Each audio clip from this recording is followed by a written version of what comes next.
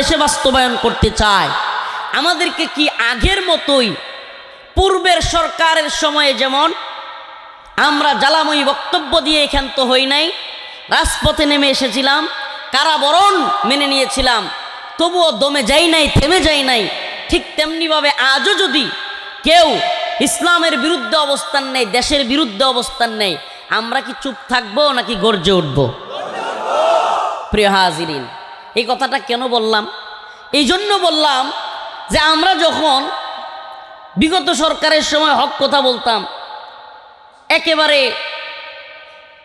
জালেমের সর্বোচ্চ নেতৃত্বের বিরুদ্ধে বক্তব্য দিতাম, ক্ষমতাসীনদের সর্বোচ্চ চেয়ারের বিরুদ্ধে বক্তব্য দিতাম, তখন এখন যারা ক্ষমতায় আসবে বা আসার মতো পরিস্থিতি আছে বা যেই দলগুলো রাজনীতি করতেছে, এরা তখন আমাদের পাশে থেকে আন্দোলন করত, আমাদের বক্তব্যে বড় খুশি হইতো এবং আমাদের পাশে থাকতো। কিন্তু দেখা যাচ্ছে, আল্লাহ মাফ করুক, কালকের মাজলুম আজকে হয়ে যাচ্ছে জালেম। আল্লাহ মাফ করুক, কালকে আমাদের বক্তব্য যাদের খুব ভালো লাগতো, আজকে আমাদের এই লোকগুলোর কাছেই আমাদের বক্তব্য সুলকানির কারণ হয়ে গেছে। প্রিয় হাজিরিন, আজকে আমি আপনাদের সামনে দুই তিনটা বিষয়ে কথা বলবো। দুই তিনটা বিষয় আপনাদের সামনে কথা বলতে হবে। আল্লাহ পাক কোরআনে কারীমের মধ্যে খুব গুরুত্বপূর্ণ কয়েকটা বিষয় নিয়ে আলোচনা করেছেন।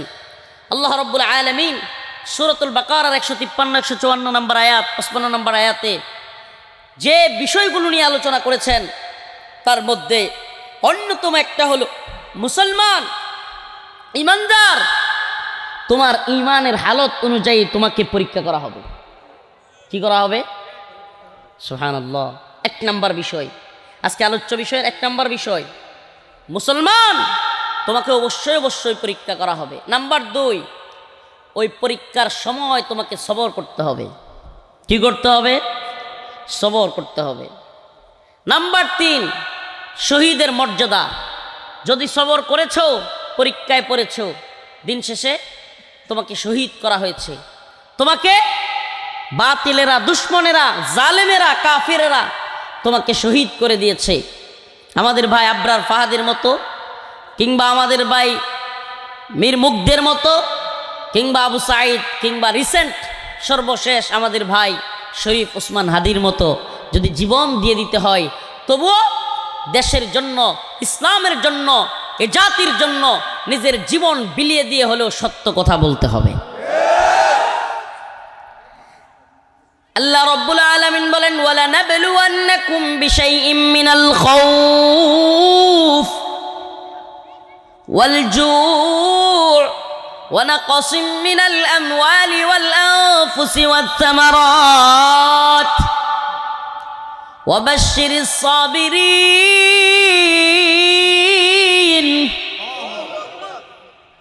আমি সবরের কথা থেকেই যদি শুরু করি আলোচনা, পরীক্ষার কথা দিয়েই যদি শুরু করি আলোচনা, তাইলে সর্বপ্রথম যে বিষয়টা আসবে, আমাদের কারাগারে যাওয়া, আমাদের জেলখানায় থাকা, এটা আল্লাহর পক্ষ থেকে একটা পরীক্ষা ছিল। ছিল কি ছিল না? আমাদের এই পরীক্ষায় কে পাস করছে আর কে ফেল করছে, এটাও কিন্তু আল্লাহর কাছে আছে এবং বর্তমানেও জাতির কাছেও কিছুটা আছে। পরীক্ষায় পাশ করছে কারা? সুবহানাল্লাহ। যারা ওই পরীক্ষা থেকে বের হয়ে আইসাও বাতিলের সাথে আতাত করে নাই, কোনো দলের সাথে লিয়াজু করে নাই, কোনো দলের টাকা খায় নাই, কোনো দলের পক্ষে সাফাই গাওয়ার জন্য ময়দানে নিজের জবানকে বিলিয়ে দেয় নাই, কিংবা কারো সাথে আপোষ করে নাই। আমি বলতে চাই, শুনেন, এই যে এই একটা অজপাড়া গা, আইতে আইতে ফিটের মেরুদণ্ড ভেঙে গেছে 1-2 কিলো। এই যে শিবগঞ্জ বাজার থেকে যে এই রাস্তা, বাবারে বাবা, এই রাস্তায় এত দূর এই যে আসলাম, সেই নেত্রকোনার থেকেও 40 কিলো দূরে আমার বাড়ি, প্রায় গারো পাহাড়ের কাছাকাছি। আর এটা হলো গফরগাঁও, মোটামুটি ভালো দূরে। এই এত দূরে আসলাম, কিংবা এই যে এই অজপাড়া গায়েও এই যে হাজার হাজার যুবক, একটা বিষয় খেয়াল করবেন মঞ্চে যারা আছেন, সুবহানাল্লাহ, আমার মাহফিলে আমি নিজে খেয়াল করছি, আজকে আপনারা দেখেন, আমার মাহফিলে 15 থেকে নিয়ে 40 পর্যন্ত, মানে ইয়াং যুবক 80% মানুষ থাকে 15 থেকে 40। তাকায় দেখেন একটু, 15 থেকে 40-এর মধ্যে মনে হয় 90 ভাগ, বাকি মুরব্বী হবে 10 ভাগ। এই যে এত যুবক এই অজপাড়া গায়ে, এই অজপাড়া গায়ের ভিতরে এতগুলো যুবক কি আশা নিয়ে আসে বলেন?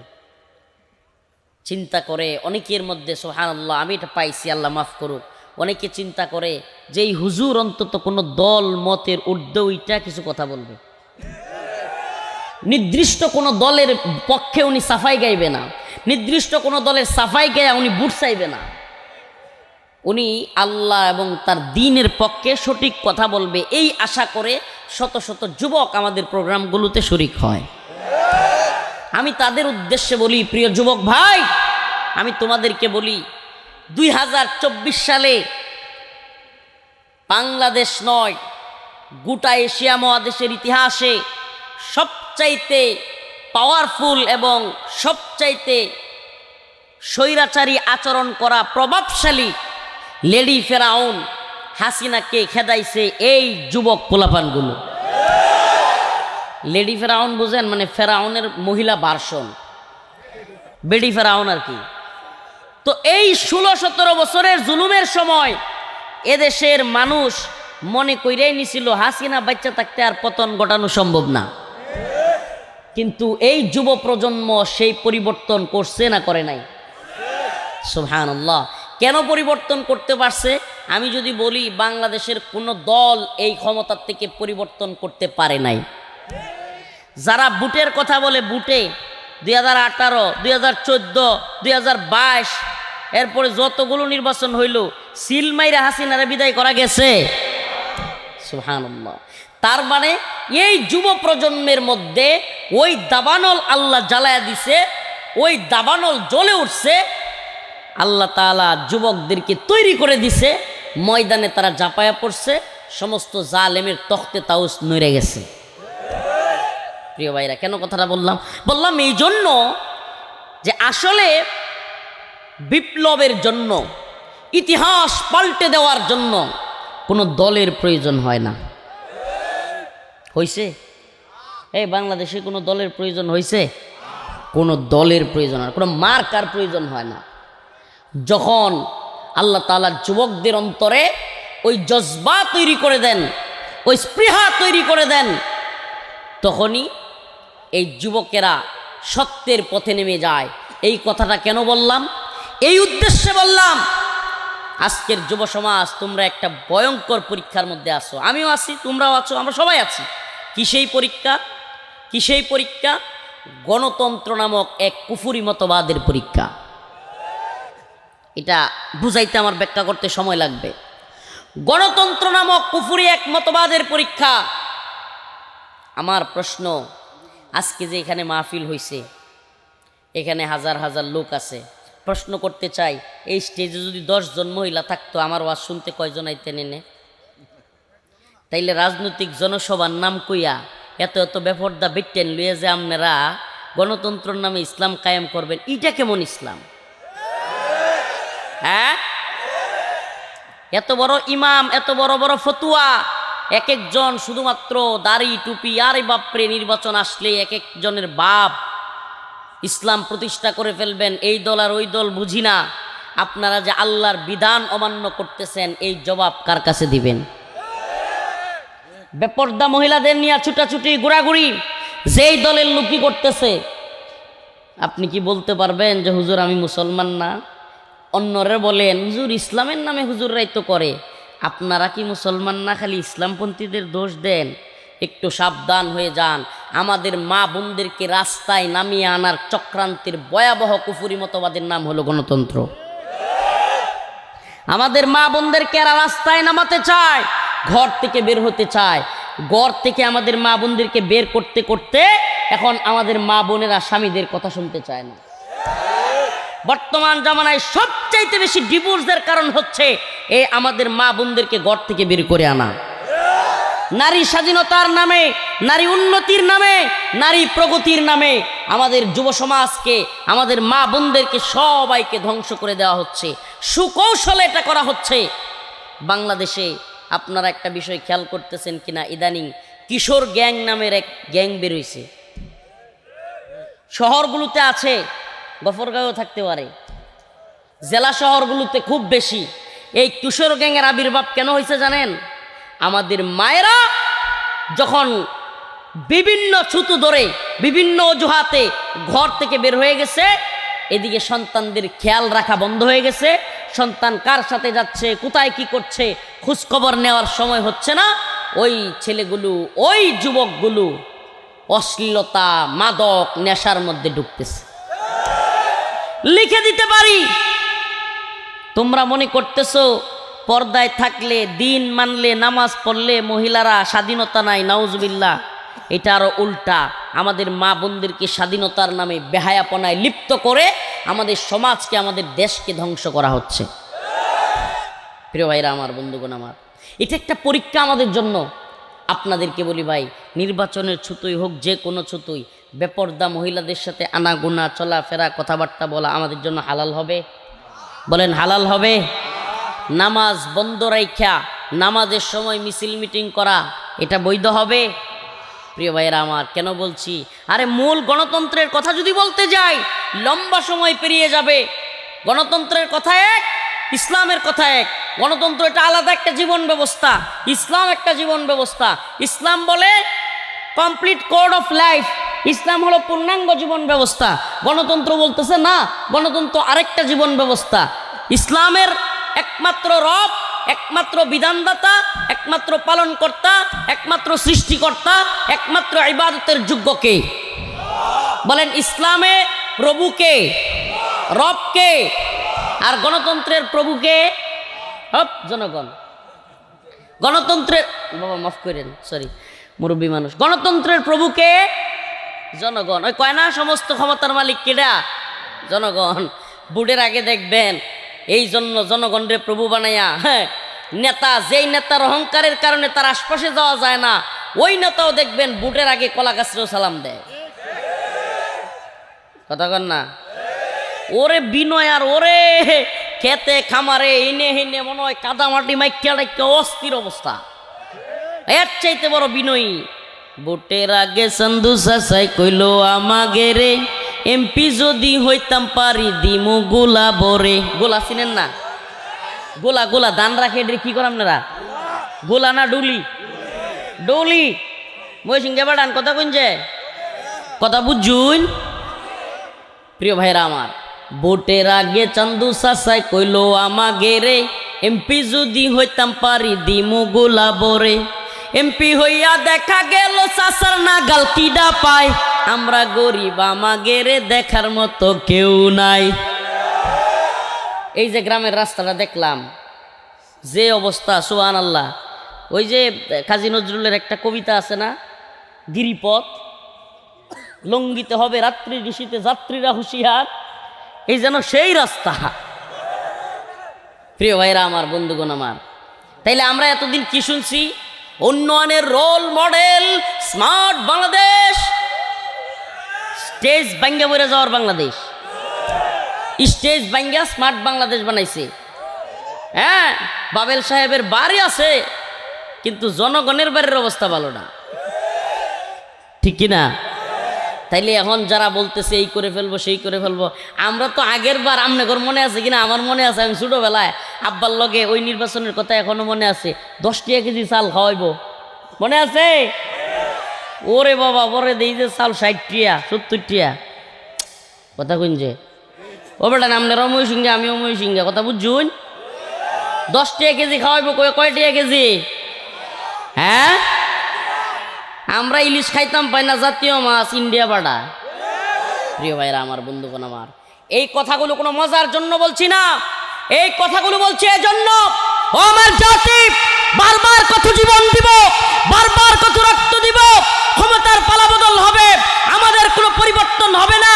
এই বাংলাদেশে বারবার মানুষকে ধোঁকাবাজি করা হবে, বারবার মানুষকে ক্ষতিগ্রস্ত করা হবে, বলা হবে দেশ জাতিকে ভালোবাসি, কিন্তু দেখা যাবে ভারতকে ভালোবেসে ভারতকে ট্রানজিট দিবে, ভারতকে বন্দর দিবে, ভারতকে ট্রেন ট্রানজিট দিবে, বন্দর দিয়ে দিবে, ভারতকে সব কিছু দিয়ে দিবে, আমাদেরকে দিবে গোলামি। আমরা বলতে চাই, আমরা গোলামি চাই না, আমরা স্বাধীন আজাদি চাই। আমরা দিল্লির গোলামি করতে রাজি নই, আমেরিকার গোলামি করতে রাজি নই, আমরা এক আল্লাহর গোলামি করতে চাই।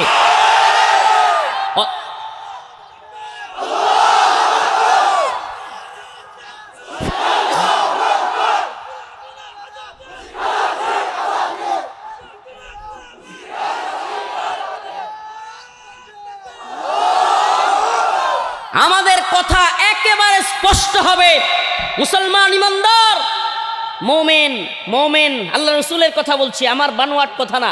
আল্লাহ রসুল বলেছেন মোমিন এক গর্তে দুইবার পা দেয় না। মোমিন কি করে না? একই গর্তে দুইবার পা দেয় না। তার মানে মোমিন ধোঁকা খাইলে একবার খাবে, দুইবার না। মোমিন ধোঁকা কয়বার খায়? ধোঁকাবাজ চিনে যায়। আমি বলি কি জানেন, অন্তত পক্ষে এই মুসলিম জাতিসত্তার, এই ভূখণ্ডের মানুষদের দুইটা ডেডলাইন দেওয়া দরকার, যে এখানে যারা ক্রস করবে এদের কোনো ক্ষমা নাই। এক নাম্বার হলো, বাংলাদেশে যারা রাজনীতি করে যেই দলেরই হন, দিল্লির গোলামি করতে পারবেন না।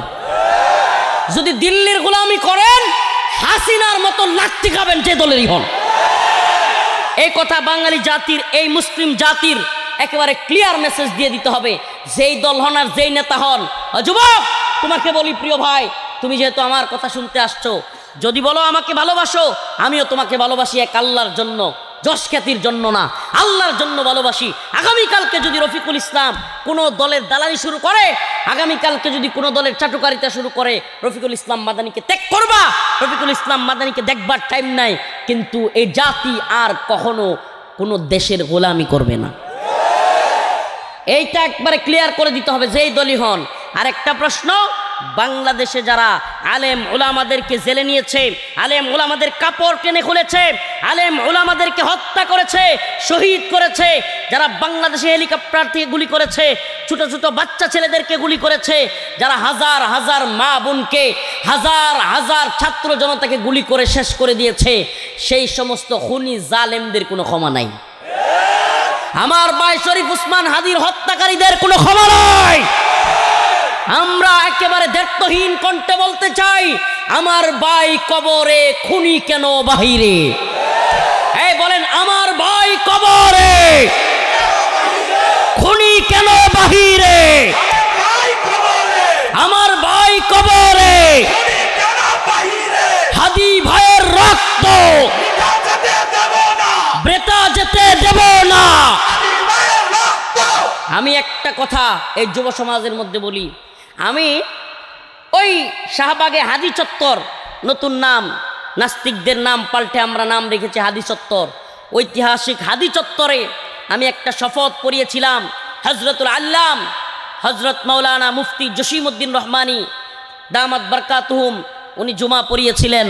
জুমার পর হাজারো জনতাকে সামনে নিয়ে একটা শপথ করিয়েছিলাম, হাদি ভাইয়ের বিচার না হলে আমরা ঢাকার রাজপথ ছাড়ব না। প্রিয় ভাইরা আমার, কিন্তু ছেড়েছি কেন জানেন? আজকে আপনাদের সামনে বলি, এদেশে ক্ষমতা পিপাসু রাজনীতিবিদরা জনগণের মধ্যে একটা কথা ছড়াইয়া দিচ্ছে যে হাদি ভাইয়ের বিচারের দাবিতে যারা আন্দোলন করতেছি আমরা নাকি নির্বাচন বানচাল করতে চাই। কথাটা চিন্তা করছেন? মানে ক্ষমতার চেয়ার দরকার। আমরা আপনাদের সব পক্ষকে বলছি, আমরা নির্বাচন বানচাল করতে চাই না। আমরা এই জন্য আন্দোলন থেকে সাময়িক চুপ আছি। বাংলাদেশে 12 তারিখের পরে যেই দলই ক্ষমতায় আসুক, হাদি ভাইয়ের বিচার না করলে বাংলাদেশের সারা দেশে 64 জেলায় আন্দোলন করা হবে। যেই ছেলেটা দেশটাকে ভালোবাসতো, যেই ছেলেটা এই জাতিকে ভালোবাসতো, সমস্ত জালেমদের বিরুদ্ধে বুক চেতিয়ে কথা বলতো, কি চেয়েছিল ভাই? ছোট্ট একটা জিনিস বলেছিল, আমি ইনসাফের পক্ষে লড়াই করতে গিয়া, যদি দেশের পক্ষে, ইনসাফের পক্ষে লড়াই করতে গিয়ে আমার যদি জীবনটা চলে যায়, আমার কোনো দুঃখ নাই, কিন্তু এ জাতির কাছে আমার একটাই চাওয়া, এ জাতি যেন আমার হত্যার বিচারটা অন্তত করে। আমার প্রশ্ন, আজকে দেখেন এত ইশতেহার দিচ্ছে, বিভিন্ন দল বিভিন্ন কথা বলছে, কিন্তু আমরা দেখতে পাচ্ছি কেউ এই কথা বলছে না যে 12 তারিখের পরে আমরা ক্ষমতায় আসলে সাথে সাথে হাদি হত্যার বিচার করা হবে। আশ্চর্যের বিষয়। তাহলে কি দিল্লির সেবাদাস হওয়ার জন্য হাসিনার মতো আপনারাও রেডি হয়ে আছেন? দিল্লির গোলামি করবার জন্য যদি বাংলাদেশে রেডি হয়ে থাকেন, হাসিনা তো 16 বছর গেছে, নতুন করে আর 16 দিন যাওয়ারও সময় পাবেন না। এটা মনে রাখবেন, বাঙালি একটা জিনিস বুঝে গেছে, আর কিছু বুঝুক আর না বুঝুক, যে বাংলাদেশে শরীফ উসমান হাদি ভাই হত্যা হয়, 6 ঘন্টার মধ্যে খুনিকে গিয়া পাওয়া যায় ভারত। বুঝতে বাকি নাই বাংলাদেশের সবচাইতে বড় শত্রু হলো ইন্ডিয়া। শহীদ আল্লামা সাইদি রহিমাহুল্লাহ, আমরা মনে করি আল্লাহ তাকে শহীদ করেছেন। আল্লামা সাইদি রহিমাহুল্লাহর সাক্ষী এক হিন্দু বেডা, হিন্দু লোক সাক্ষী, ওই হাইকোর্টের সামনে তারে ফিরোজপুর থেকে ধরে নিয়ে আসছে। ওই বলছে যে তুমি হাইকোর্টে কোর্টে গিয়া বলবা যে সাইদি সাহেব ছিল রাজাকার, আমাদের পরিবারের অনেক লোকরে মারছে, আমার পরিবারের লোকেরা মারছে, এই সাক্ষী দিবা, বলবা যে আমরা সাইদি সাহেবের বিচার চাই।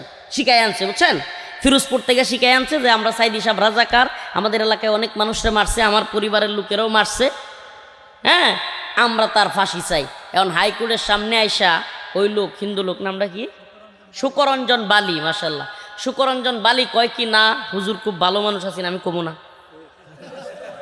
সুবহানাল্লাহ বলবেন না? বাস্তব ঘটনা বলছি। হুট করে এই লোককে হাইকোর্টের সামনে থেকে গুম করা হয়েছে, নাই উদাও। এই লোক পরবর্তীতে দেখা গেছে তাকে পাওয়া গেছে ইন্ডিয়া। কোথায় পাওয়া গেছে? আমার প্রশ্ন, প্রিয় ভাইরা আমার, সুকরঞ্জন বালি গুম হয় হাইকোর্টে বাংলাদেশে, পাওয়া যায় ইন্ডিয়া। হাদি ভাইয়ের খুন করে বাংলাদেশে, পাওয়া যায় ইন্ডিয়া। হাসিনা খুন করে বাংলাদেশে, পাওয়া যায় ইন্ডিয়া। আসাদুজ্জামান খান মালকায়া হয়ে যায় কামাল, এই মালখোর খুন করে বাংলাদেশে, পাওয়া যায় ইন্ডিয়া। বোঝা গেল সমস্ত বাংলাদেশের খুনি সন্ত্রাসীদের গডফাদার এবং সেফ এক্সিট দেওয়া রাষ্ট্রের নাম হলো India. Mother of India, mother of mafia. India হলো সমস্ত সন্ত্রাসীদের বাপমা। প্রিয় ভাইরা আমার, বন্ধুগণ আমার, বুঝতে বাকি নাই, এরা বাংলাদেশে হকপন্থীদেরকে, বাংলাদেশে তাওহীদপন্থীদেরকে, বাংলাদেশপন্থীদেরকে এরা শেষ করে দিতে চায়। ঠিক কি ঠিক না? মুসলমান, এটা এক ভয়াবহ পরীক্ষা, এটা এক ভয়াবহ পরীক্ষা।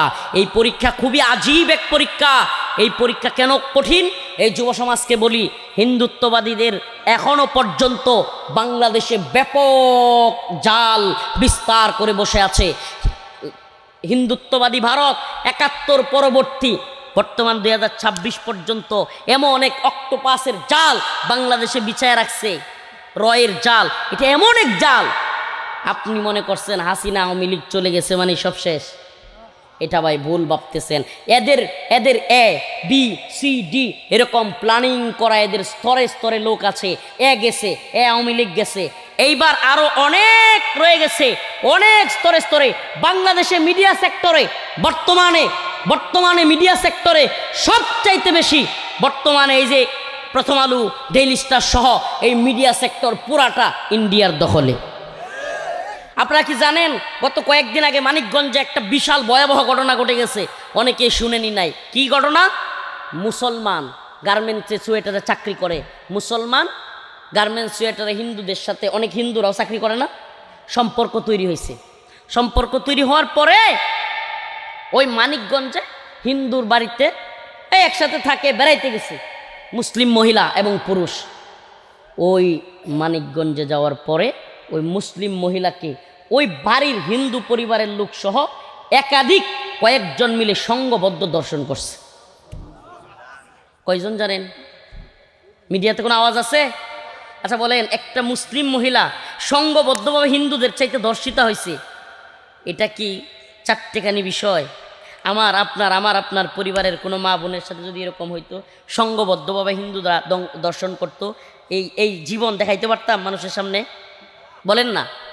অথচ এই মিডিয়ার কোনো হইচই নাই, এই মিডিয়ার কোনো আওয়াজ নাই, এই মিডিয়ার কোনো কথা নাই। বাংলাদেশে আওয়ামী লীগের সময়ে এমনও গেছে, ওলামায়ে কেরামকে বেরি পড়াইয়া, রশি লাগাইয়া, হাত করা পড়াইয়া, গরুর রশি দিয়া বিশাল বড় বেরি লাগাইয়া, হেলমেট লাগাইয়া একেবারে কুরবানি সার গরুর মতো টেনে টেনে নিছে। জুলুম করে নাই? এমনও জুলুম হয়েছে যে ফাঁসি দিছে, অন্যায়ভাবে ফাঁসি দিছে, ওই আসামির কবরে গিয়াও জুতা মারতেছে। নাউজুবিল্লাহ, কুমিল্লার ঘটনা। প্রিয় ভাইরা আমার, বন্ধুগণ আমার, ওগুলো করা দল এখন আইসা মানবতার কথা কইয়া চিল্লায়। অসংখ্য মানুষ কারাগারে থেকে জানাজা পড়তে পারে নাই, মায়ের জানাজা, ভাইয়ের জানাজা, স্ত্রীর জানাজা পড়তে পারে নাই, আমাদের সাথে ছিল। আমি নিজে ভিকটিম, আমার আপন চাচাতো ভাই, আমার চাচা, আরও অসংখ্য পরিবারের লোক হারিয়েছি, জানাজা পড়তে পারি নাই। কিন্তু এই মিডিয়া কোনো দিন কোনো তুলপার করে নাই, কোনো দিন কোনো কথা বলে নাই। আমরা বলছি না যে আওয়ামী লীগের কোনো লোক মারা গেলে তারেও জানাজায় শরীক হইতে দিয়েন না, নাউজুবিল্লাহ। এত বর্বর আমরা না, এত জালেম আমরা না। অবশ্যই কেউ পরিবারের মারা গেলে তাকে জানাজায় শরীক হইতে দেওয়া উচিত। তার যদি অপরাধ থাকে সেটা বিচার হবে, কিন্তু তাকে তার পরিবারের কাছে আসতে দেওয়া উচিত। বিচার হলেও তাকে অবশ্যই। কিন্তু আমাদের বক্তব্য হলো, এই যে মিডিয়ার কারসাজি, একজনের বেলায় একবারে তুলপার, একটু পর পর আপডেট, মায়া কান্না, আর অন্যদের বেলায় নীরব নিস্তব্ধ। হিন্দু মহিলাকে ধর্ষণ করা হচ্ছে, সেখানে কোনো কথা নাই। মুসলিম মহিলাকে ধর্ষণ করা হয়েছে, কোনো কথা নাই। এই ভণ্ড মিডিয়া দেখবেন, কোনো এক হিন্দু মহিলার কপালে টিপ দেয়া নিয়ে কোনো কিছু হয়েছে, উরি বাবা, মুখ কান বরাবর হা করে কথা বলবে। এই শয়তানের দল তখন হাত করিয়া মুখ বড় বড় করে কথা বলবে। হিন্দু মহিলার টিপ নিয়ে এই গেল মানবাধিকার গেল, সংখ্যালঘু নির্যাতন হয়ে গেল। এই শয়তানের দল এরকম করবে। আর অসংখ্য আলেম নির্যাতিত হচ্ছে, অসংখ্য আলেম কারাগারে পড়ে আছে, এগুলা নিয়ে এদের কথা বলতে শুনবেন না। প্রিয় হাজিরিন, এ কথাগুলো কেন বলছি? এগুলা প্রত্যেকটা বিষয় আমাদের জন্য পরীক্ষা, এমন এক ভয়াবহ পরীক্ষা আমাদের জন্য অপেক্ষা করছে। আমি নির্দিষ্ট কোনো দলের পক্ষে আপনাদেরকে যাইতে বলি না, ভোট দিতে বলি না। আমার কথা শুনলে তো আপনারা তাজ্জুব হয়ে যাবেন। এই যে গণতন্ত্র, এই গণতন্ত্র কুফর, এই গণতন্ত্র শিরিক, এই গণতন্ত্র ঈমান বিধ্বংসী। যেই গণতন্ত্রে বলে সমস্ত ক্ষমতার মালিক জনগণ, আর ইসলাম বলে ইনিল হুকমু ইল্লা লিল্লাহ, সমস্ত ক্ষমতার মালিক একমাত্র আল্লাহ। হুকুম চলবে কার? বিধান চলবে কার? যদি আল্লাহর বিধানে সুদ কি কথা বলেন, এখন যদি আল্লাহর বিধানে সুদ হারাম, সংসদের সামনে যদি কেউ বক্তব্য দেয়, সংসদের সামনে আইন পাস হচ্ছে, বাংলাদেশে সমস্ত সুদের ব্যাংকগুলোতে লাইসেন্স দেওয়া হবে, সুদকে হালাল বলা হচ্ছে, যারা যারা এই প্রস্তাবের পক্ষে আছেন হা বলেন। এখন কিছু লোক হাত তুলছে, এখন সংসদের স্পিকার বলতেছে হা জয়যুক্ত হয়েছে, হা জয়যুক্ত হয়েছে। ওরে শয়তানের দল, আল্লাহ যেটারে হারাম করছে এইটারে তোরা হালাল করবার মতো দুঃসাহস তোদেরকে কে দিল? এক বামপন্থীরা কি কথা বুঝেন নাই? কথা বলেন না কেন? আল্লাহ যা হারাম করেছে তা হালাল করবার মতো দুঃসাহস তারা কোথায় পেল? এই জন্য আমি বলি, ভোট কেন্দ্রে যাবেন, যাই সিল মারবেন, সিল মাইরা আল্লাহর হালালগুলোরে আপনার নেতা হারাম করবে, আল্লাহর হারামগুলোরে ইচ্ছা মতো হালাল করবে। কি মত? কি মত? মত কি? সুদ, পতিতালয়, তিনটা কইলাম, কয়টা? মদ, পতিতালয়, সুদ, হারাম। হারাম যে কোন অন্ত সবাই আরবি শিক্ষা লাইছেন, আরবি শিক্ষা লাইছেন। হারামের বাংলা অর্থ কি? হ্যাঁ, অবৈধ। হারামের বাংলা অর্থ কি? অবৈধ। নাইলে তো বুঝবেন না, একটু পরে ব্যাখ্যা বুঝবেন না, কথাটা বুঝাইতে তো হবে আপনাদেরকে। প্রিয় ভাইরা আমার, বন্ধুগণ আমার, নাইলে ওই বেটার মতো হয়ে যাবো। ওই যে মক্কা মদিনায় গেছিল, পরে বাংলাদেশে আসছে, আইসা কয় যে কেমন হজ করলা, উমরা করলা? আরে আর কয়ও না, সব আরবিতে কয়, খালি আজানডার একামতটা সারা। এগুলা বুঝছে? প্রিয় ভাইরা আমার, বন্ধুগণ আমার, তো যে কথা বলতেছিলাম, হারাম শব্দের বাংলা অর্থ কি? অবৈধ। অবৈধ কি? হালাল। হালাল শব্দের বাংলা অর্থ কি? বৈধ। এখন আপনাদের যদি বুঝে আসে, বাংলাদেশে মদ বৈধ না অবৈধ? বৈধ। রাষ্ট্রীয়ভাবে মদের লাইসেন্সের বার আছে, গুলশানে আছে, বাড়িধারায় আছে, আপনাদের গফরগাঁওয়ে আছে কিনা জানি না, ময়মনসিংহ থাকতে পারে, বিভাগীয় শহরে আছে মদের বারের লাইসেন্স দেওয়া। আমার প্রশ্ন, আল্লাহ যা হারাম করেছেন তা হালাল করার বৈধতা দেওয়ার এই পাওয়ার এই সংসদের এমপিদের আছে? ইসলাম কি দিছে তাদেরকে? পতিতালয়, পতিতালয়, দৌলতদিয়া সহ আর অনেক পতিতালয়ের লাইসেন্স বাংলাদেশে দেওয়া আছে। আমার প্রশ্ন, আল্লাহ তাআলা জিনাকে হারাম করছেন না হালাল? অবৈধ। তাইলে যা হারাম তাকে সংসদে গিয়ে হালাল করার ক্ষমতা কারো আছে? সুদ, সুদ আল্লাহ বলছে হাল্লাল্লাহুল বাই'a ওয়া হাররামার রিবা, ক্রয় বিক্রয় হালাল, সুদ হারাম। তাইলে আল্লাহ যা হারাম করেছেন তাকে হালাল করার অধিকার কি কারো আছে? যে কয়েকটা কথা বললাম, তিনটা বিষয়।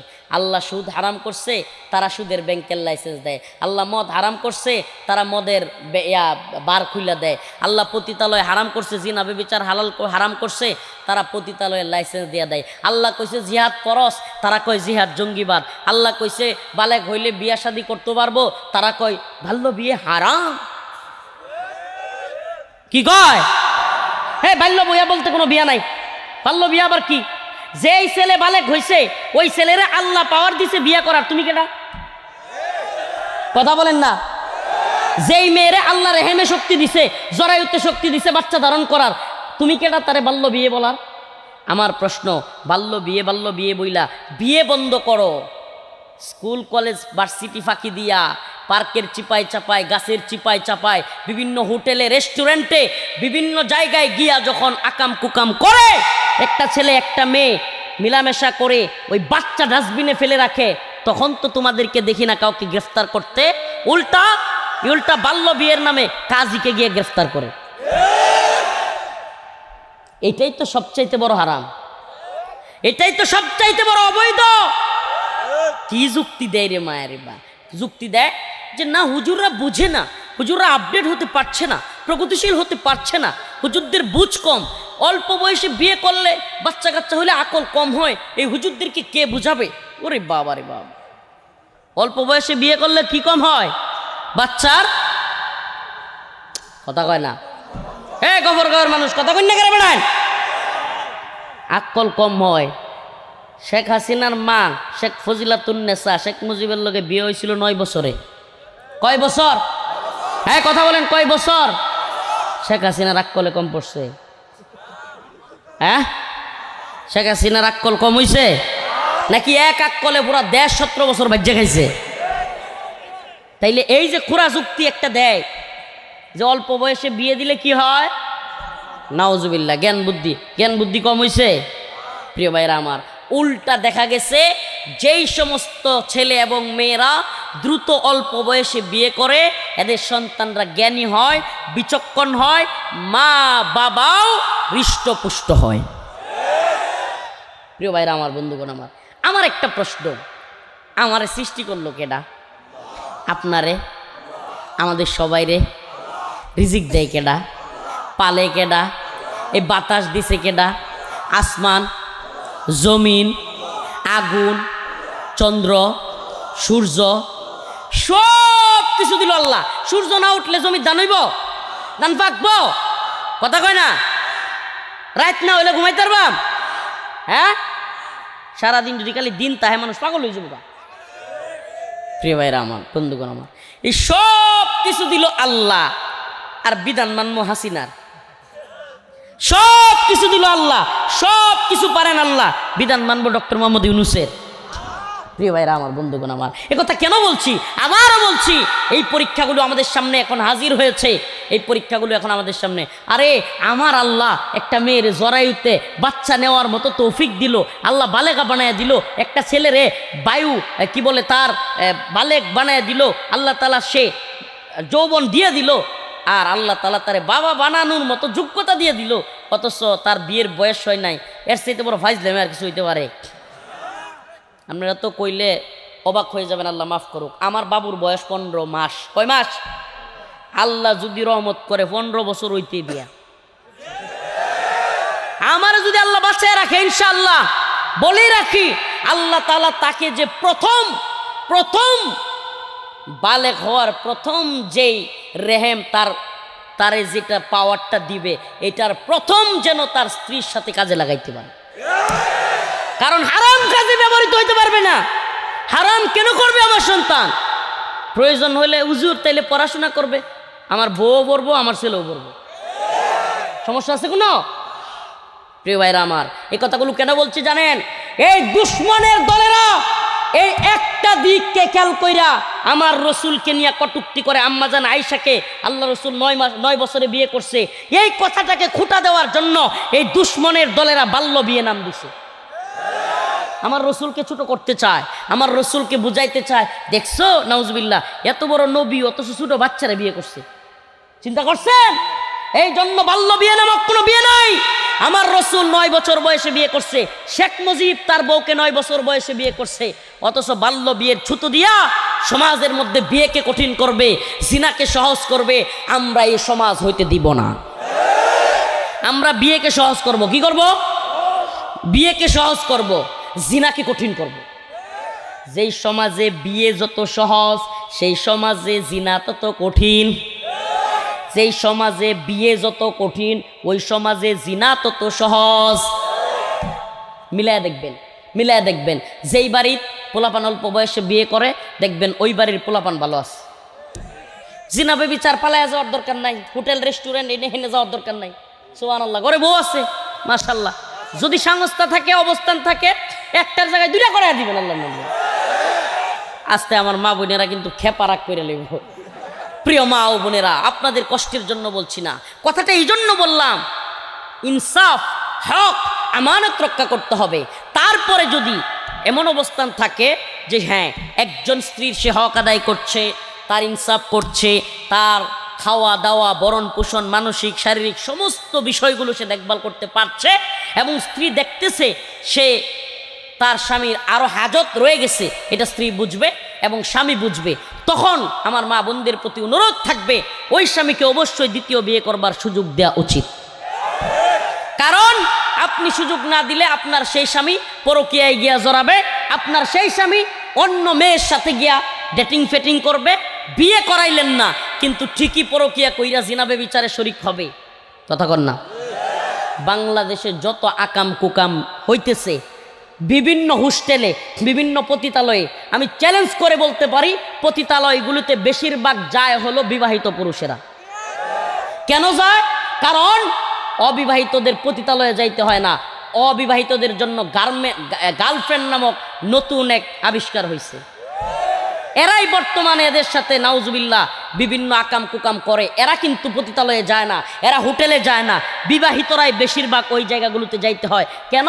কারণ তো তাদের তো ওই যে এত সময় না, টাকা খাওয়ায়া, ফুচকা খাওয়ায়া, পিটিং সিটিং দিয়া লম্বা সময় 2-3 বছর প্রেম কইরা, 5 বছর রিলেশন কইরা এরপরে একদিন রাজি করাবে, ওই সময় তাদের হয় না, হবেও না।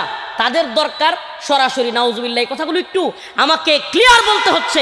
আমার মা বোনদের কাছেও মাপ চাচ্ছি, ভাই বাবা সবার কাছে ক্ষমা চাচ্ছি। আমাদেরকে এই সমাজের নোংরামিগুলো আপনাদের সামনে তুলে ধরতে হচ্ছে। আমরা দেখছি আজকে পরকীয়ার বিষে বিষাক্ত হয়ে অনেক পরিবার ধ্বংস হয়ে যাচ্ছে, স্বামী স্ত্রীর মধ্যে বিবাহ বিচ্ছেদ হয়ে যাচ্ছে, অনেক পরিবার সন্তান রাইখাও আজকে জঘন্য পরিস্থিতির দিকে চলে যাচ্ছে। এই পরিস্থিতি একমাত্র এড়াইতে পারে যেই পথ, فانكحوا ما طاب لكم من النساء مثنى وثلاث ورباع। আল্লাহ বলেছেন, আল্লাহর কথা, আমার কথা না রে বাবা, আল্লাহর কথা। ফানকিহু, তোমরা বিয়ে করো। কি করো? সুবহানাল্লাহ, তোমরা কি করো? বাবা চাচাদেরকে বলি, মা চাচিদেরকে বলি, আমার যুবক ভাইদেরকে, যুবতী বোনদেরকে দ্রুত বিয়ের ব্যবস্থা করে দেন। দেখতে দেখতে আরো একটা শীত চলে গেল। আমার যুবক ভাইরা, যুবতী বোনেরা কেন বিবাহ ব্যতীত থাকবে? অবশ্যই অবশ্যই তাদেরকে বিয়ে দিতে হবে। আমার মাঝে মাঝে মন চায় কি জানেন, এই নির্বাচনী মিছিল মিটিং বাদ দিয়া আমি একটা বিশেষ একটা সংস্থা চালু করি এবং বিশেষ একটা ক্যাম্পেইন চালু করি, দ্রুত বিয়ে দেওয়ার ক্যাম্পেইন। এটা আমার বিরাট আশা। আমার মন চায় যে আমাকে যদি কেউ হেল্প করে, অনলাইনে অফলাইনে সব লাইনে দ্রুত বিয়ের জন্য যে যুবকেরা যোগাযোগ করবে, যে যুবতী আমাদের বোনেরা যোগাযোগ করবে, কুফু বিলেয়া ইনশাল্লাহ আমরা বিয়ের ব্যবস্থা করে দিব। এটা কেন মনে চায় জানেন? এই সমাজে যদি জিনা ব্যভিচার কমে, হারাম কাজ কমে, অবৈধ মেলামেশা কমে, কোনো জারজ সন্তান তৈরি হবে না, কোনো কুলাঙ্গার তৈরি হবে না, দেশ জাতির বিরুদ্ধে, ইসলামের বিরুদ্ধে যাওয়া নাস্তিক মুরতাদ তৈরি হবে না, হারাম জাদা তৈরি হবে না, হালাল সন্তান তৈরি হবে। মুহাম্মদ বিন কাসেম, সুলতান মাহমুদ গজনবী, সুলতান সালাউদ্দিন আইয়ুবীর মতো বীর পুরুষ জন্ম নিবে। এই হারাম জাদারা কি ভালো হয়? যেগুলোর মা বাবা অবৈধ মেলামেশা করে, পেট যেই মায়েরার যেই বোনেরার পেট পর পুরুষ দেখে, ওই পেট থেকে কি আব্দুল কাদের জিলানী হবে? ওই পেট থেকে হুসাইন আহমদ মাদারি হবে? ওই পেট থেকে শামসুল হক ফরিদপুরি হবে? চ্যালেঞ্জ করে বললাম হবে না। যেই পেট জীবনে কোনো পর পুরুষ দেখে নাই, ওই পেট থেকে আল্লাহর ওলি জন্ম নেবে। অতএব কখন আমরা সমাজকে ভালো করতে পারবো? যখন আমাদের সমাজে বিয়েকে সহজ করা হবে। দেখেন, মজার জন্য বলছি না, কাউকে কষ্ট দেওয়ার জন্য বলছি না, এটা কোনো খামখেয়ালির বিষয় না রে ভাই। হারাম, হারাম তো হারাম। আচ্ছা, আপনি হারাম করতেছেন আবার জান্নাতের আশা করেন, এটা কিভাবে হইতে পারে? আল কাইসু মান দানা নাফসাহু ওয়া আমিলা লিমা বাদাল মাউত ওয়াল আজিজু মান আতবা নাফসাহু হাওয়াহা ওয়া তামান্না আলাল্লাহ। আল্লাহ রাব্বুল আলামিন, আল্লাহ রাসূল সাল্লাল্লাহু আলাইহি সাল্লাম বলেন, আল কাইসু মান দানা নাফসাহু ওয়া আমিলা লিমা বাদাল মাউত। জ্ঞানী তো সেই ব্যক্তি, জ্ঞানী তো সেই ব্যক্তি, বিচক্ষণ তো সেই ব্যক্তি যে তার কবরে যাওয়ার আগে, মৃত্যুবরণ করবার আগেই তার সামানা তৈরি করে। কি তৈরি করে? মৃত্যুর আগে যে সামানা তৈরি করে, আমল তৈরি করে, সেই হলো জ্ঞানী। ওয়াল্লা আজিজু মান আতবা নাফসাহু হাওয়াহা ওয়া তামান্না আলাল্লাহ। আর নির্বোধ বোকা তো সেই ব্যক্তি যে কিনা দুনিয়ায় খালি আশা করে, ওয়া তামান্না আলাল্লাহ, কিন্তু নেক আমল করে না। নেক আমল নেই, আল্লাহর কাজ নাই, খালি নাফরমানি। ছেলেরা বিয়ে করায় না, মেয়েরা বিয়ে। এই দিন দেখবার জন্য আবরার ফাহাদরা, আবু সাইদরা, মীর মুগ্ধরা জীবন দেয় নাই। ইন্টারিম গভর্নমেন্টকে আমরা সুস্পষ্ট হুঁশিয়ারি করতে চাই। ডক্টর মোহাম্মদ ইউনূস এবং তার উপদেষ্টাদেরকে বলি, যেহেতু আমাদের কথাগুলো এই ইউটিউবারদের মাধ্যমে, মিডিয়ার মাধ্যমে সকলের কানে পৌঁছায়, আমরা তোমাদেরকে হুঁশিয়ারি উচ্চারণ করি, আমাদের বোন শরীফ উসমান হাদির এই পর্দানিসীন বোনের গায়ে যদি একটা টুকা লাগে, ইউনূসের ভবনের ইটগুলো খুলে নিয়ে আসবো আমরা। সাবধান করে দেই, আমাদের পর্দানিসীন বোন কিংবা ফিরনাস, শহীদ শরীফ উসমান হাদির ছেলে যদি আহত হয়, তোমাদের একটার অস্তিত্ব বাংলাদেশে থাকবে না। আমাদের ভাই শরীফ উসমান হাদি চলে গিয়েছেন। এই লোকটার কথা আমি প্রায় প্রোগ্রামে বলি, ভুলতে চাই না, ভোলা যায় না। যে ছেলেটা দেশকে ভালোবাসতো, এই জাতিকে ভালোবাসতো, এই উম্মাহকে ভালোবাসতো, এই বাংলাদেশে একটা জাগরণ তৈরি করতে চেয়েছিল বাংলাদেশ থেকে যেন জুলুম দূর হয়, একটা ইনসাফের রাষ্ট্র প্রতিষ্ঠা হয়, যে দেশে কেউ কারো উপর মামলা বাণিজ্য করবে না, কেউ কারো উপরে জুলুম করবে না, অত্যাচার করবে না। আর সেই ছেলেটাকে এইভাবে দিনে দুপুরে জীবন দিতে হইল, কষ্ট লাগে। আশ্চর্যের বিষয়, আমাদের যেই বোন শহীদ শরীফ উসমান হাদির স্ত্রী, আহলিয়া ওয়াইফ, যেই মহিলাটা, আমি নিজে ছিলাম ওই দিন, যেদিন শরীফ উসমান হাদি ভাইকে শুট করা হয়, শুক্রবার সন্ধ্যার পরেই আমি হসপিটালে ছিলাম, বাইরের পাশে, একেবারে ভিতরেও ঢুকছিলাম।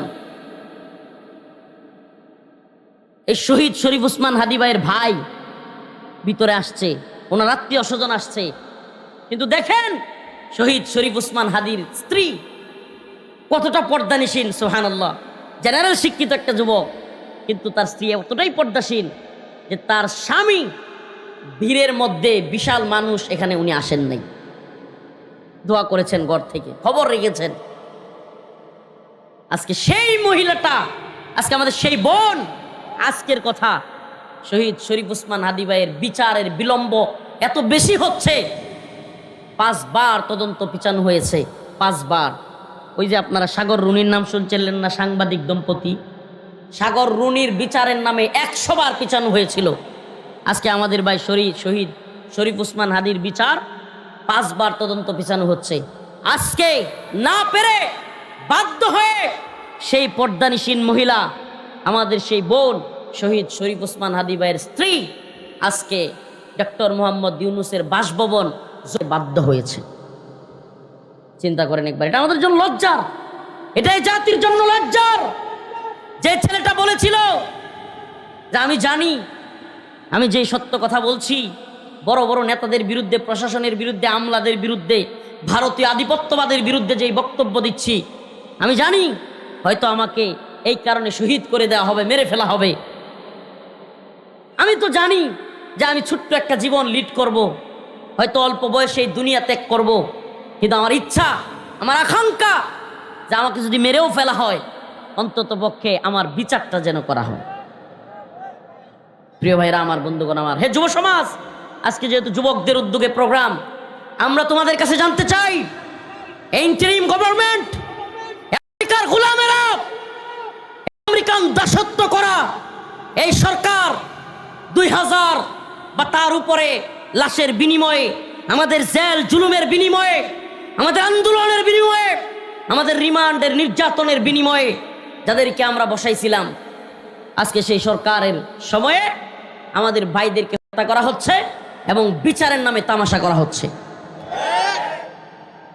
বলেন 2024 সালের 5 আগস্ট ছাত্র জনতা বা আমরা, আমাকে তো চিনেন আপনারা, রাজপথে আমার মা, আমার শ্বশুর এখানে বসা, আমার আহলিয়া আমার শ্বশুর বাড়ি থেকে, আমার আহলিয়া আমার আম্মার কাছ থেকে বিদায় নিয়ে এরা কান্নাকাটি শুরু করেছিল, বিদায় নিয়ে রাস্তায় নেমেছিলাম।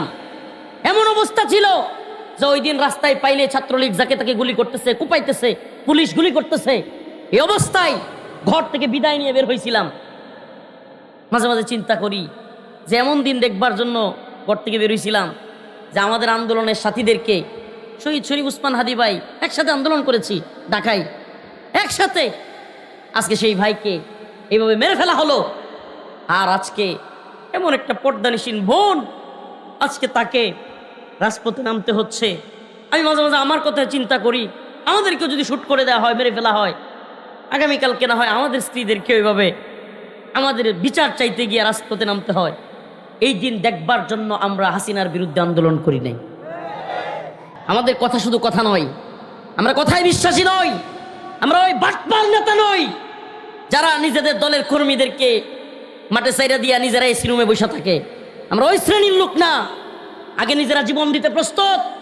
আল্লাহ আল্লাহ বিল্লাহ, আল্লাহর কসম করে বলি, এমন একটা দেশ চাই যেই দেশে আল্লাহ না করো, খুন তো হইতেই পারে, যেহেতু আল্লাহ রসুল বলে গিয়েছেন কিয়ামতের আগে খুন খারাপই হবে, কিন্তু এই বিচারহীনতার রাষ্ট্র আমরা চাই না। এটা প্রশ্নটা শরীফ উসমান হাদির না। আমি জানি না আপনাদেরকে বুঝাইতে পারবো কিনা, আপনারা বুঝতেছেন কিনা।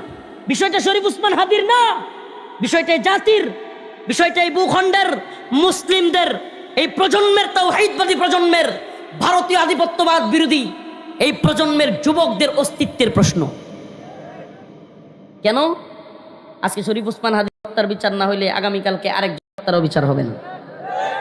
আমাদেরকে মেরে ফেলা হবে, বিচার হবে না, বিচার পাবেন না আপনারা। আপনাদের আজকে বুঝতেছেন না আপনি আমরা কেন আন্দোলনটা করতে চাই, কেন আমরা এভাবে গর্জে উঠি, কেন আমাদের ভিতরে এই আন্দোলনের কিংবা আগুনের দাবানল জ্বলে ওঠে? একটাই কারণ, কারণ আপনি চিন্তা করতেছেন না, আমাদেরকে তো চিন্তা করতে হয়। আমরা দেখতেছি যে আমরা হাসিনার যে জুলুমের সময় দেখেছিলাম, সেম ভাবে আগেও খুনের বিচার হইতো না আওয়ামী লীগের লোক হইলে, এখনো খুন হচ্ছে, বিচার হচ্ছে না। তাইলে আমাকে কি পরিবর্তন দেখালেন আপনি? কয়দিন পর পর আমরা জীবন দিব? কয়দিন পর পর আমাদের ছাত্র জনতা জীবন দিবে? জীবন দিবে পোলাপান, আর ক্ষমতার জন্য নিজেরা পারাপারি করবে, খায়াসাত পূরণ করবার জন্য নিজেরা ব্যস্ত থাকবে। আমরা এরকম একটা দেশ চাই না, যে দেশে যেই খুন হোক, পুলিশের লোক খুন হোক, সাধারণ কর্মী খুন হোক, রাজনৈতিক নেতৃবৃন্দ খুন হোক, যদি খুন হয় খুনের বিচার হইতে হবে। 6 ঘন্টার মধ্যে খুনি পালায়া যায়। একবার চিন্তা করেন তো, আপনার সন্তানকে মাইরা খুনি 6 ঘন্টার মধ্যে ভারত পালায়া গেছে, কথাটা শুনলে আপনার অন্তরে কিরম লাগতো? ব্যর্থ এই সরকার, এই ব্যর্থতার দায় অবশ্যই তাদেরকে নিতে হবে। আমি উম্মার যুব সমাজকে বলি, নেত্রকোনার যুব সমাজকে বলি, প্রিয় ভাইরা আমার, আপনাদেরকে বলি, আমি কোনো এই দল ওই দল করি না, আমি গণতন্ত্র বিরোধী একজন মানুষ।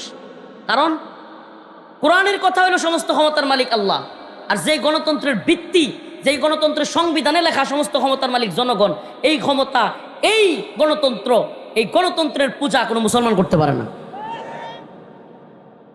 অথবা আমার কোনো এই দল আর ওই দলের পক্ষে বিপক্ষে, বা এই দলের পক্ষে বলবো সাফাই গাইবো, এরকম কোনো লোক আমি না। আপনাদেরকে বলে যাই, এই যুব সমাজকে বলে যাই, আমি নেত্রকোনার সন্তান হিসেবে আপনাদেরকে বলি, যদি আমরা এই শরীফ ওসমান হাদী ভাইয়ের বিচারের দাবিতে সারা দেশের 64 জেলায় আন্দোলন গড়ে তুলতে না পারি, আপনাদেরকে বলি আমাদের দেশ আবারও ওই খুনের সংস্কৃতিতে ফিরবে, যে সংস্কৃতিতে গেলে কোনো খুনেরই বিচার আমরা পাবো না। আরসালাহু ইলা কাফাতাল লিন্নাসি বাশীরান ওয়া নাযীরা وداعيا إلى الله بإذنه وسراجا وقمرا منيرا أما بعد فأعوذ بالله من الشيطان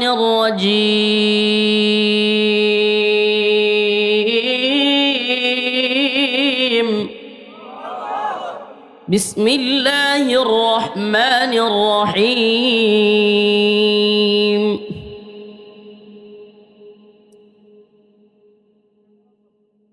ولا تقولوا في سبيل الله يا أيها الذين آمنوا استعينوا بالصبر والصلاة إن الله مع الصابرين ولا تقولوا لمن يقتل في سبيل الله أموات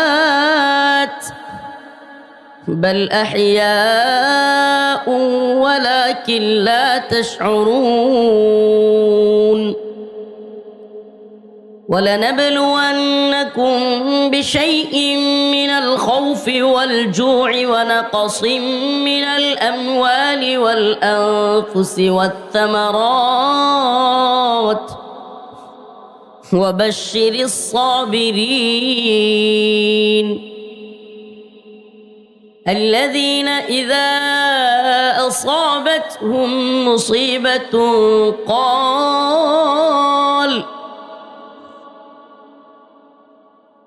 قالوا إنا لله وإنا إليه راجعون صدق الله مولانا العظيم وصدق رسوله النبي الكريم ونحن على ذلك من الشاهدين والشاكرين والحمد لله رب العالمين। চানকার মোড় যুব সমাজ ও ব্যবসায়ীদের উদ্যোগে আয়োজিত সাতপাই নেত্রকোনার আজকের এই ইসলামী সম্মেলনের সম্মানিত সভাপতি মণ্ডলী, সম্মানিত উলামায়ে কেরাম, বাংলাদেশের খ্যাতিমান এবং পরিচিত আলোচক বৃন্দ, উপস্থিত আছেন সম্মানিত মুরব্বিয়ানে আযম, প্রিয় যুবক ভাইরা, স্নেহের ছোট ভাইরা, পর্দানিশীন শ্রদ্ধেয়া মা ও বোনেরা, আল্লাহ রব্বুল আলামিনের দরবারে অসংখ্য অগণিত শুকরিয়া যে মহান রব্বুল আলামিন আপনাকে আমাকে দয়া করে, মায়া করে, মোহাব্বত করে, ভালোবেসে কোরআন সুন্নাহ থেকে কিছু আলোচনা শুনবার তৌফিক দান করেছেন। সেজন্য অন্তরের অন্তঃস্থল থেকে কালিমাতুশ শুকুর আদায় করে স্বতঃস্ফূর্ত আওয়াজ করে বলি আলহামদুলিল্লাহ। এই আলহামদুলিল্লাহটা অনেক মন থেকে হওয়া দরকার। কেন? কারণ 5ই আগস্ট পরবর্তী সময়ে আপনারা এইভাবে নেত্রকোনা শহরের পাশে আমাদেরকে আনতে পারতেছেন, আমরাও কথা বলার মতো জায়গা পাচ্ছি। আপনাদের মনে থাকবার কথা, খুব বেশি দিন আগের কথা না, এই যে জেলখানা থেকে বের হওয়ার পরেও বর্ষিকুড়া এক মাহফিলে কি জঘন্য কাহিনী করেছিল প্রশাসন। আমি দেখতেছি বর্ষিকুড়ার লোকেরাও আসছে। তো মামুন ভাই ওনার বাড়ির পাশে দাওয়াত ছিল। আসলে এই প্রোগ্রামের ওনারা আমারে গত বছর খুব চেষ্টা করছিল আনার জন্য, ব্যস্ত শিডিউলের কারণে দিতে পারি নাই। কিন্তু আমি এটা বলছি ইনশাআল্লাহ বর্ষিকুড়ার ওই প্রোগ্রাম ওনারা যদি আগামীতে করে ইনশাআল্লাহ আমি উপস্থিত থাকব, আসবো ইনশাআল্লাহ, ওনারা যদি আমারে খুঁজে। কিন্তু কেন বলছি কথাগুলো? ওই দিন একটু দোয়া করার কথা বলা হয়েছিল, দোয়াটা পর্যন্ত করতে দেওয়া হয় নাই। আল্লাহ তাআলা জালেমদেরকে ছাড় দেন, কিন্তু ছেড়ে দেন না। আল্লাহ জালেমদেরকে ছাড় দেন, কি করেন? ছাড় দেন, কিন্তু ছেড়ে দেন। সুবহানাল্লাহ। ওই জালেমরা যারা ক্ষমতার মোহে, দাম্ভিকতায়, অহংকারে, ক্ষমতার দাম্ভিকতায় জুলুম করেছিল আলেমদের উপরে, আল্লাহ পাক আলেমদের সম্মান বাড়িয়ে দিয়েছেন। যাদেরকে তারা বেরি পড়াইতো, গরুর রশি লাগাইতো, যাদেরকে তারা টেনে হিচড়ে নিয়ে যেত, আজকে আল্লাহ রাব্বুল আলামিন সেই সমস্ত আলেমদেরকে লক্ষ লক্ষ মানুষের ভালোবাসার পাত্র বানিয়ে হেলিকপ্টারে চড়িয়ে ঘুরাইয়ে বেড়াচ্ছেন। আর জালেমের দল আজকে পালিয়ে এখান থেকে ওখানে, ওখান থেকে ওখানে, যাওয়ার কোনো জায়গা নাই। সমস্ত ক্ষমতার মালিক কেডা? নাকি জনগণ? সমস্ত ক্ষমতার মালিক কে? কুলিল্লাহুম্মা মালিকাল মুলক তু'তিল মুলকা মান তাশা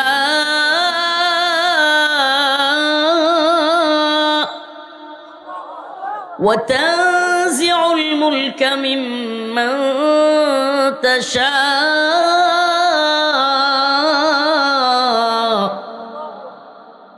وتعز من تشاء وتذل من تشاء بيدك الخير إنك على كل شيء قدير। আল্লাহ তাআলা ঘোষণা করতেছেন, স্পষ্ট ঘোষণা, যে হে দুনিয়ার তথাকথিত ক্ষমতাসীনরা, জেনে রাখো আমি আল্লাহ সমস্ত ক্ষমতার মালিক, সমস্ত মুলুকের মালিক। তাবারাকাল্লাযী বিয়াদিহিল মুলক ওয়া হুয়া আলা কুল্লি শাইইন কাদির, হুয়াল আউয়াল ওয়াল আখির ওয়াল যাহির ওয়াল বাতিন ওয়া হুয়া আলা কুল্লি শাইইন কাদির। আল্লাহু লা ইলাহা ইল্লা হুয়াল হাইয়ুল কাইয়্যুম লা তাখুযুহু সিনাতুন ওয়ালা নাওম লাহু মা ফিস সামাওয়াতি ওয়া মা ফিল আরদ।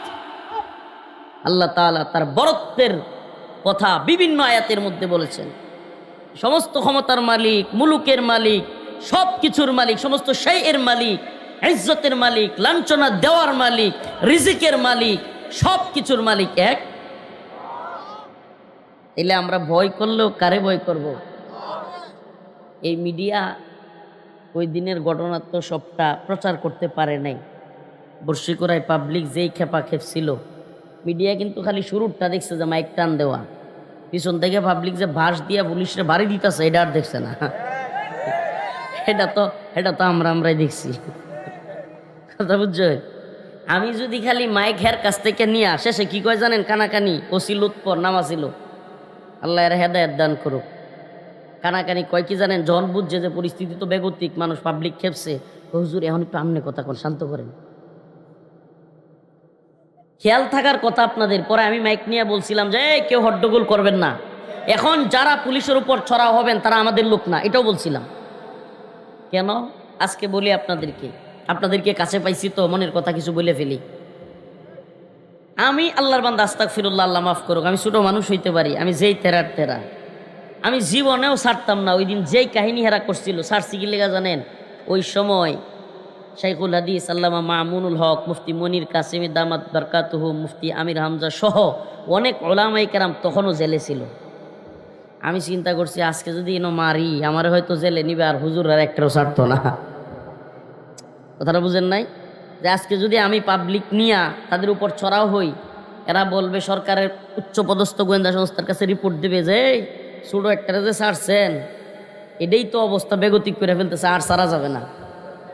তখন অন্য উলামায়ে কেরাম আটকা পড়ে যাইতে পারে, এই জন্য আমরা নমনীয় ছিলাম। কিন্তু বাস্তবতা হলো 5 আগস্ট পরবর্তী সময়েও আমাকে অনেক পোলাপাইন বলতো, হুজুর কলমাকান্দা আছে, এটা ধরে লাই। পোলাপানে আমার বোন দিত, অনেক পোলাপানে। হুজুর এই ওসি কলমাকান্দা আছে, 5ই আগস্টের পরে ওসিদের অবস্থা এমন ছিল যে কাপড় চোপড় ব্যাগে কইরা, মানে পুলিশের পোশাক ব্যাগে কইরা লইয়া পরে বাজারে হাঁটতো, রাস্তাঘাটে হাঁটতো। এগুলো ভুলে যায় না আপনারা? তাদের জুলুমের কারণেই তাদের পরিণতি এতটাই খারাপ দিকে গেছিল যে তাদের পোশাক পাল্টাইতে হয়েছে। যারা জুলুম করে নাই, ভালো মানুষ, তারা তো ভালো থাকছে, মানুষ ভালোবাসে, মোহাব্বত করে। আজকেও আপনাদেরকে বলি, আমার পূর্বদলা থানার ওসি বলতে হচ্ছে নুরে আলম সাহেব আমাদের এখানে ছিল দীর্ঘদিন। আজকেও আমার ফোন দিছে, কয় হুজুর আমি শেরপুর আছি, দোয়া চাই, শেরপুরে আসলে ঘুরে যাবেন। আমি অবাক হয়ে গেছি, কোনো কারণ নাই, এমনিতেই ফোন দিচ্ছে। ভালো মানুষও আছে, নাই যে এমন না, তো ভালো মানুষও আছে, আলেমুল আমাদেরকে মোহাব্বত করে, সম্মান করে। হ্যাঁ, তো 8 মাস 9 মাস ছিল আমার এলাকায় পূর্বদলায়, শেরপুরে চলে গেছে, এখনো ফোন দিচ্ছে। তাইলে এমনকি আওয়ামী আমলেও এমনও ওসি আমি পাইছি, ওসি রাশেদুল সাহেব, এদের কথা বলতে হয়। যখন নেত্রকোনায় কোনো প্রোগ্রাম করতে পারি না, এ আল্লাহর বান্দা এসপি সাহেবকে বুঝায়া আমার মাদ্রাসার প্রোগ্রাম, অনেক বড় প্রোগ্রাম হয়েছে, অনেক বড় বড় আলেমরা আসছে, আপনারা হয়তো কেউ কেউ গেছিলেন। ওই প্রোগ্রামের অনুমোদন উনি নিজে আইনা দিছে, ওসি রাশেদুল সাহেব। ভালো মানুষের ভালোটাও তো বলতে হবে। আর যারা জঘন্য করেছে, আল্লাহ তাদেরকে উপযুক্ত শাস্তি দিয়েছে। এই জন্য ক্ষমতা পাইলেই জুলুম করা যাবে। এটা শুধু এই পক্ষ আর ওই পক্ষ না, যেই দলের লোকই করুক, যেই পক্ষের লোকই করুক, আল্লাহ পাক জালেমদেরকে ছাড় দেন, কিন্তু ছেড়ে দেন না। আল্লাহ পাক গাফেল না, ওয়ালা তাহসাবান্নাল্লাহা গাফিলান আম্মা ইয়ামালুজ জালিমুন। আল্লাহ পাককে যেন জালেমরা গাফেল মনে না করে। লা তাখুযুহু সিনাতু ওয়ালা নাউম। আরে আল্লাহ তো ঘুমান না, সুবহানাল্লাহ। তিনি সামিউ, তিনি আলিম, তিনি হাফিজ, তিনি বাসির, তিনি সব কিছু দেখেন, শুনেন, জানেন, সুবহানাল্লাহ। তারপরে আল্লাহ ছাড় দেন, বাড়তে থাক, বাড়তে থাক। ঘুড়ি দেখেন না, পোলাপানে ঘুড়ি যারা উড়ায়, আস্তে আস্তে ডিল দেয়, ডিল দেয়, ডিল দেয়, দেখতে দেখতে দেখতে দেখতে দেখতে দেখতে ঘুড়ি যখন মনে করে আরে আমি তো মুক্ত বাতাসে উঠতেছি, আমারে আর কেউ পাবে না, হুট করে বিকেল হয়ে যায়, সন্ধ্যা হয়ে যায়, নাটাই দূরে টান দেয়। ঠিকই ঠিক না? আল্লাহ পাকের সুন্নাহটাও এমন যে আল্লাহ পাক একটা সময় পর্যন্ত জালেমদেরকে উঠতে দেন, মনে করান যে তুই সব ক্ষমতার মালিক, তুই ক যে আমি অমুকের বেটি, আমি পালাবো না, তুই ক তুই অমুক মন্ত্রী, তুই ক পালাবো না, কইতে থাক, বলতে থাক। আল্লাহ বলে বলতে থাক, আমি ফেরাউনকে ধরেছি, আমি নমরুদকে ধরেছি, আমি পৃথিবীর সবচাইতে বড় দাম্ভিক রাজা বাদশাদেরকে ধরেছি। সেই আল্লাহ এখনো আছেন নাকি নাই?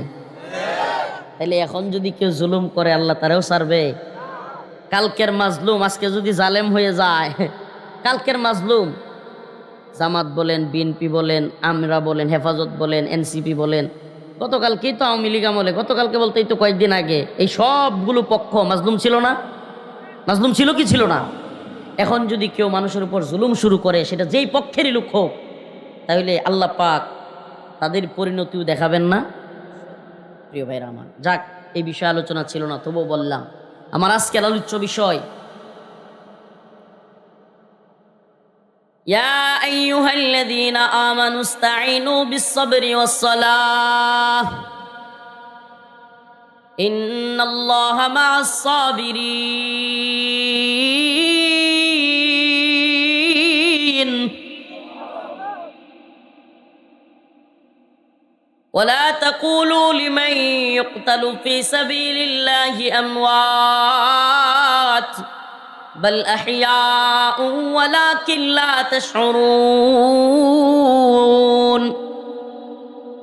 আমি মূল আলোচনায় ঢুকবার আগে আরেকটা বিষয় বলে নিই আপনাদেরকে। আপনারা জানলে কিছুটা অবাক হইতে পারে। 2026 সালের, মানে প্রত্যেক ওয়াজের সিজন থাকে না, আমরা দেশে তো ওই সেপ্টেম্বরের থেকে যে সিজন শুরু হয়, সেপ্টেম্বরের 15 পরেতে, সেপ্টেম্বর, অক্টোবর, নভেম্বর, ডিসেম্বর, জানুয়ারি, ফেব্রুয়ারি চলতেই থাকে না? আমার আজ ছুটি, আলহামদুলিল্লাহ। মানে আজকের এই সব আমার শেষ সবাই সিজনের। এটা কি জানেন আপনারা? জানেন না? আমি কয়ে দিলাম, শেষ মাহফিল।